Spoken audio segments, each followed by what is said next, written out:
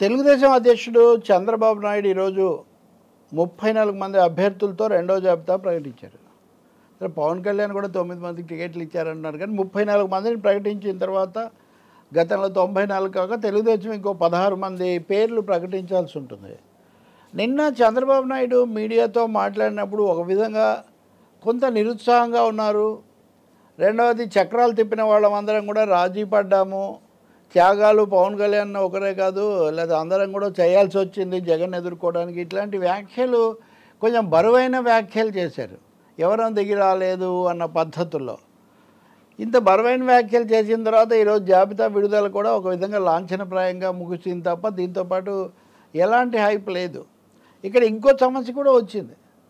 మన సీట్లు చాలా తగ్గించుకున్నాము, పవన్ కళ్యాణ్ అనవసరంగా మోస్తున్నామనే భావం తెలుగుదేశంలో చాలామంది వ్యక్తం చేస్తుంటే, తెలుగుదేశం గెలవడము ఓడటము మనుగడే మన మీద ఆధారపడినప్పటికీ కూడా మన సీట్లు ఎందుకు వదిలేసాము, పవన్ కళ్యాణ్ అనవసరంగా వీటిని వదిలేశాడని ఆయన అనుయాయులు ఆయన గురించి ఆయన మీద గుర్రుగా ఉన్నారు. కొంతమంది దూరం అవుతున్నారు, కొంతమంది సర్దుకుంటున్నారు. ఏదైనా కానీ విన్ విన్ సిచ్యువేషన్ అంటున్నారు, కానీ సాక్రిఫైస్ చేసామని ఉభయలు పవన్ కళ్యాణ్ త్యాగాల గురించే చెప్తున్నాడు, చంద్రబాబు కూడా త్యాగాల గురించే చెప్తున్నాడు.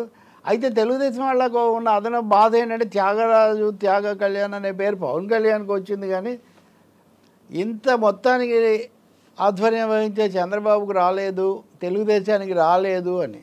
ఇంకొకటి లోకేష్ యువ నాయకుడుగా తర్వాత నెంబర్ 2గా ఇప్పటివరకు చక్రం తిప్పిన లోకేష్ ఎందుకు ఈ మొత్తం ప్రక్రియలో కీలక పాత్రధారిగా లేరు. నిన్న అంటే చిలకలూరుపేటలో సభ జరిగే చోట భూమి పూజ ఆయన చేశారు, కానీ ఇతరత్ర ఈ మధ్య ప్రకటనలు వీటన్నింటిలో ఎందుకు లేరు. చంద్రబాబు నాయుడు వ్యూహాత్మకంగా ఉద్దేశపూర్వకంగానే లోకేష్ను కొంచెం దూరం పెడుతున్నారా, లేదా ఆయనకే ఈ పద్ధతులు ఇవన్నీ కూడా జీర్ణం కాక కొంచెం దూరంగా మసులుకుంటున్నారా, దీని మీద ఎవరికి తోచినట్టుగా వాళ్ళు మాట్లాడుకుంటున్నారు. ఏదైనా అది వాళ్ళ అంతర్గత విషయం తప్ప ఇంకోటి ఇతరులకు ఏమీ సంబంధం లేదు.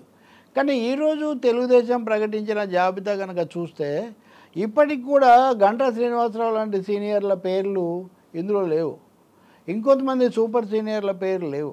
ఒక గోరెంట్ల బుచ్చయ్య చౌదరి రాజమండ్రి రూరల్ ఆయన పేరు మాత్రం ఉంది, పల్లా శ్రీనివాసరావు పేరు ఉంది, అలాగే విశాఖపట్నం ఆ దగ్గర ఆ విశాఖకు సంబంధించిన పేర్లు కొన్ని ప్రకటించారు, కానీ విజయనగరం పేర్లు చాలా వరకు ఇంకా ఇప్పటికి కూడా ఖరారు కాలేదు.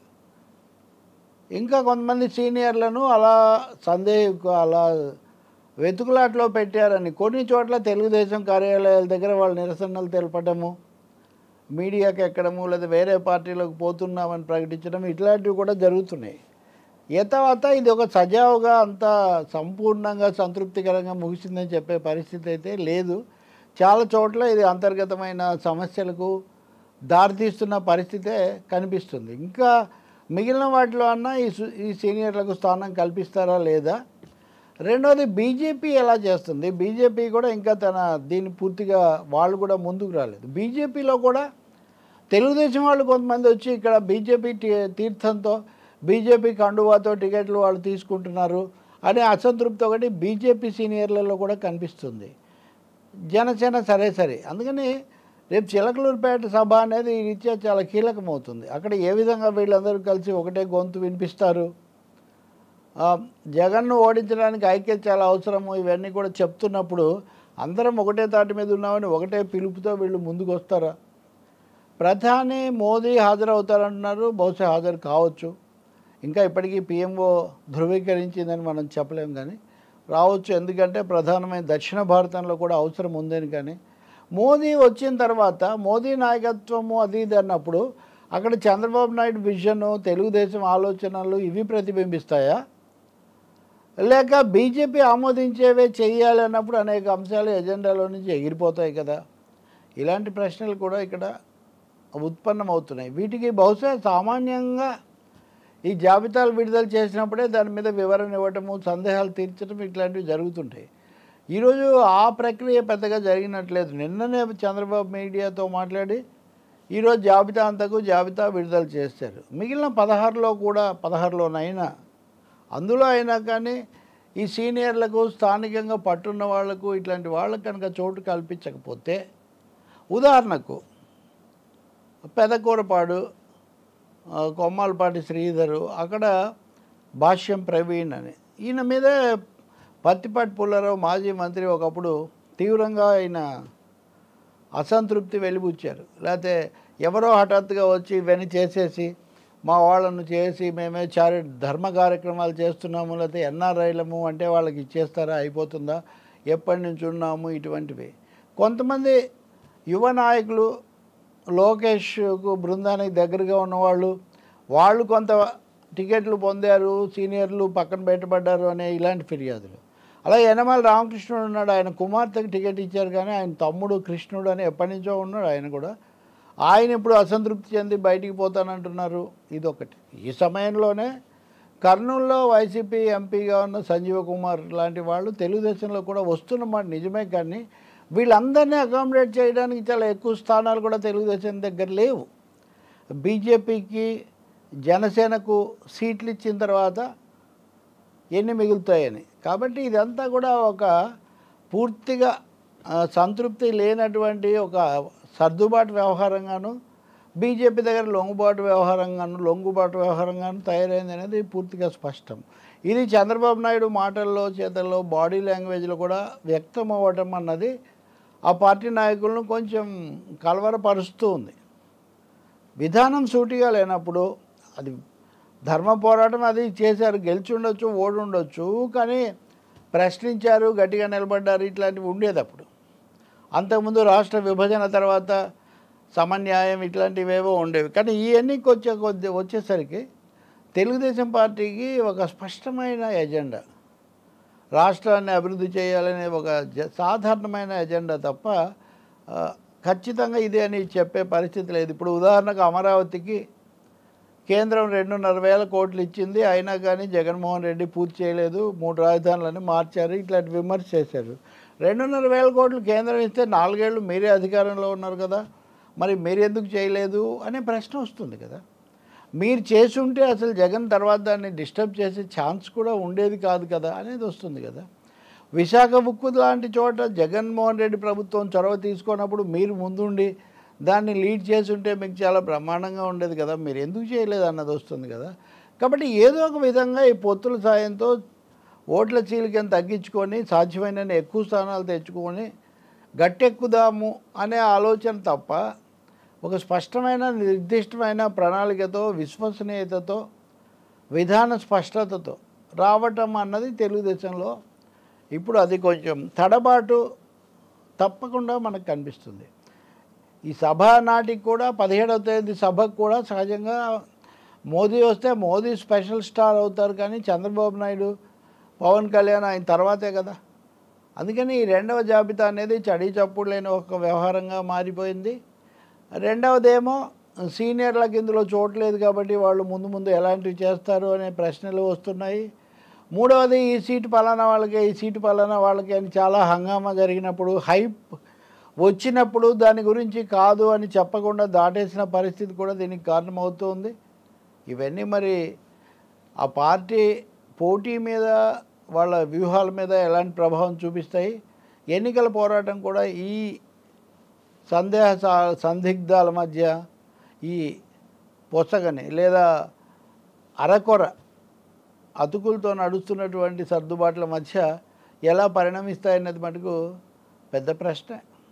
ఆ ప్రశ్న అలా ఉంచితే ఇంకా మిగిలిన స్థానాలకు కూడా అభ్యర్థులను ప్రకటించడం ఎప్పుడు, ఎంపీల పరిస్థితి ఏంటి, రాష్ట్రం మీద పెద్దగా కాకుండా కేంద్రంలో అన్నప్పుడు ఒక వాదన అందరూ చేస్తున్నారు. ఇప్పుడు ఇంకేమి దాపరికం లేకుండా ఒకవేళ జగన్ ఇక్కడ మళ్ళీ తిరిగి వచ్చినప్పటికీ కూడా కేంద్రంలో అయినా కానీ తమకు కొంచెం స్థానం ఉండేట్టు చూసుకోవాలని చంద్రబాబు నాయుడు ఆలోచించి పొత్తు పెట్టుకున్నారని. కాబట్టి కేంద్రంలో పార్లమెంట్లో ఎవరు ఉంటారు అన్నది కూడా తెలుగుదేశం పార్టీకి ముఖ్యం అవుతుంది. కొద్ది రోజుల కింద రామ్మోహన్ నాయుడు శాసనసభకు వస్తారు ఇట్లాంటి కథలు కొన్ని ప్రచారం చేశారు. కానీ ఇప్పుడు కాదు, ఆయన పార్లమెంట్కే వెళ్తారన్నారు. చాలామంది సీనియర్ నాయకులు పార్లమెంట్కి వెళ్ళడానికి తెలుగుదేశంలో కొంతమంది ఇష్టపడలేదు, మరొక కొంతమంది ఏమో బీజేపీ తరఫున వెళ్తున్నారు. ఇప్పుడు సీఎం రమేష్ లాంటి వాళ్ళు ఆ పార్టీ తరఫున ఏదో అనకాపల్లి నుంచో ఇంకో చోటు నుంచో అంటే అక్కడ కూడా అవకాశం కష్టంగానే ఉన్నట్టుగా ఉంది. కాబట్టి అసెంబ్లీ ఎన్నికలకు సంబంధించి, అసెంబ్లీ అభ్యర్థిత్వాలకు సంబంధించి ఈ సమస్యలు ఉంటే లోక్సభ స్థానాల మీద ఎలా ఉంటుంది అనే ఒక సమస్య కూడా ఇక్కడ వస్తుంది. తెలుగు బీజేపీని ఎక్కడ అకామిడేట్ చేయాలి? విశాఖపట్నం అనేది బీజేపీకి వద్దని తెలుగుదేశం తీసుకుంటే అక్కడ బాలకృష్ణ అల్లుడు భరత్ అక్కడ ఉంటున్నారు. అనకాపల్లి మరి అది కూడా బీజేపీ, అదైనా బీజేపీకి ఇస్తారా? బీజేపీకి ఇస్తే సీఎం రమేష్ ఇంకొక పేరు ఒకటి తిరుగుతోంది, రౌండ్స్ కొడుతోంది. రాజమండ్రిలో ఏదేమైనా పురంధేశ్వరి చిన్నమ్మ అక్కడ పోటీ చేస్తారు అని చెప్తున్నారు. రాజమండ్రి దగ్గర నుంచి అంటే ఒక విధంగా ఉభయ గోదావరి జిల్లాల్లో జనసేన బీజేపీ పట్టు బాగా పెరిగితే తెలుగుదేశం దీర్ఘకాలంలో ఏమవుతుంది? రాయలసీమ సమస్య ఒకటి, ఇటు ఉత్తరాంధ్ర సమస్య ఇంకొక రకమైంది. విశాఖలో కూడా బీజేపీ వరకు గెలిచింది కదా. ఇప్పుడు జేడీ లక్ష్మణ్ కూడా అక్కడ తను ఒక నియోజకవర్గానికి పోటీ చేస్తానని జై భారత్ నేషనల్ పార్టీ తరఫున ఉన్న ఆయన ప్రకటించాడు. మేము పోటీ చేస్తాము, ఇండియాగా పోటీ చేస్తాము, బీజేపీ అంటే తెలుగుదేశం కూటమిని, వైసీపీని ఎదుర్కొంటామని ఏపీసీసీ అధ్యక్షురాలు, కాంగ్రెస్ అధ్యక్షురాలు రాష్ట్ర వైఎస్ షర్మిల ప్రకటించారు. మరి మీరు ఒక్కరే వెళ్తారా, వామపక్షాలతో వెళ్తారా అంటే వామపక్షాలను కూడా కలుపుకొనే వెళ్తాం అంటున్నారు. కానీ ఆమెమో చెప్పడమేమో అన్ని స్థానాలు 25, 175 అని చెప్తున్నారు. ప్రశ్నించినప్పుడేమో వామపక్షాలను కలుపుకొని కూడా అంటున్నారు. మరి ఇది ఆచరణలో ఎలా తయారవుతుంది? ప్రతిపక్ష కూటములు రంగంలో ఏవేవి ఉంటాయి? జేడీ లక్ష్మణ్ పార్టీ విశాఖపట్నంలో మాత్రమే పోటీ చేస్తుందా? సిపిఎం పార్టీకి సంబంధించి జిల్లా కమిటీలు అనేక చోట్ల తాము పోటీ చేసే స్థానాల సంఖ్య, అభ్యర్థుల పేర్లు కాకపోయినా స్థానాలు అరకు దగ్గర కానీ విశాఖ జిల్లాలో కానీ ఇంకా కొన్ని చోట్ల అక్కడక్కడ ప్రకటిస్తూ ఉన్నారు. ఈ విధంగా అన్ని పార్టీలు అంటే వైసీపీ అన్నది అలా ఉంచి మిగిలిన ప్రతిపక్షాలు కూడా బీజేపీని వ్యతిరేకించే పార్టీలు కూడా తమ తమ పద్ధతుల్లో పోటీకి సిద్ధమవుతున్నప్పుడు తెలుగుదేశం పార్టీ కూడా విమర్శను ఎదుర్కోవాల్సి వస్తుంది. It's not just Jagan versus Chandrababu Naidu. కేంద్రము బీజేపీ దాని విధానాలు వీటన్నిటిని వ్యతిరేకించాలి, దాని మత రాజకీయాలు, కేంద్రం పెత్తనాన్ని అనే దాంతోపాటు జగన్ ప్రభుత్వాన్ని దాని పద్ధతులను వ్యతిరేకించాలి అని రెండింటినీ వ్యతిరేకించే శక్తులు కూడా రంగం మీద ఉన్నాయి. ఇప్పుడు పౌరసత్వ చట్టం లాంటివి ఉన్నాయి, పౌరసత్వ సవరణ చట్టం. ఇలాంటి వాటిని తెలుగుదేశం కూడా వ్యతిరేకించకపోతే పూర్తిగా బీజేపీని బలపరిచినట్టు అవుతుంది. ఈ పార్టీలేమో వ్యతిరేకిస్తాయి. అందువల్ల పవన్ కళ్యాణ్ ఇప్పటి సభలో ఎక్కడ ఒక్క ఓటు కూడా చీలిపోనివ్వని అని చెప్పినప్పటికీ కూడా అనేక పార్టీలు బీజేపీతో కలిసి నడవడానికి సిద్ధంగా లేవు. కాబట్టి వీటన్నిటి మధ్యలో ఆంధ్రప్రదేశ్ ఎన్నికల దృశ్యం అనేది భిన్న ధృవాలతో భిన్న శిబిరాలుగా మారిపోయే పరిస్థితి మనకు కనిపిస్తుంది. ఇది పూర్తి రూపం ఎలా ఉంటుంది, ఎక్కడ ఏ పార్టీ పోటీ గట్టిగా ఉంటుంది, ఎక్కడ వాళ్ళకు బలమైన అభ్యర్థి దొరుకుతారు, ఎక్కడ ఎవరు ప్రజల విశ్వాసం పొందుతారు, వీటన్నిటిని బట్టి ఎన్నికల పోరాటం ఉంటుంది తప్ప ఏదో సింగిల్ లైన్ డ్రా చేసి అన్నీ వచ్చేస్తాయి లేదా అన్ని చోట్ల ఒకటే విధంగా బలాబలాలు పొందుకుంటుంది అని చెప్పడానికి ఏమీ అవకాశం లేదు. ఒక బహుముఖ పోరాటంగానే ఎన్నికల పోరాటం జరగబోతోంది. ఆ బహుముఖ పోరాటంలో తెలుగుదేశం పార్టీ కూడా ఏకైక ప్రతిపక్ష పాత్రగా ఉండబోదు. ఒక బలమైన కేంద్ర పాలక పక్షం నాయకత్వంలో ఉండే బలహీనపడిన ప్రధాన ప్రతిపక్ష పాత్రగా తెలుగుదేశం వ్యవహరించాల్సి ఉంటుంది. మరి వీటన్నిటికీ చంద్రబాబు నాయుడు ఎలాంటి వ్యూహాలు రూపొందిస్తారు, ఎవరిని ఎలా ముందుకు తెస్తారు, ప్రజల విశ్వాసం ఎలా పొందుతారు అంత. ప్రజాస్వామ్యంలో అన్నింటికంటే ఫైనల్ ప్రజల విశ్వాసం పొందడం కదా. ఓట్ల తేడా చూస్తే గతసారి వీళ్ళ మధ్యలో దాదాపు 8 నుంచి 9% ఓట్ల తేడా ఉంది వైసీపీకి టీడీపీకి మధ్యలో. ఇప్పుడు జనసేన ఒక 4-5% కలిసిందనుకున్నా బీజేపీ రావడం వల్ల కొంతమంది దూరం కావచ్చు కదా. అందుకనే ఇక్కడ తెలుగుదేశం ముందున్న సవాలు, చంద్రబాబు నాయుడు ముందున్న సవాలు చాలా తీవ్రమైంది అని చెప్పక తప్పదు. ఇంకా మేము పవన్ కలిశాడు కాబట్టి బీజేపీ కలిసింది కాబట్టి నల్లేరు మీద బండిలాగా అయిపోయింది అని అనుకునే అవకాశం ఎంతమాత్రం లేదు.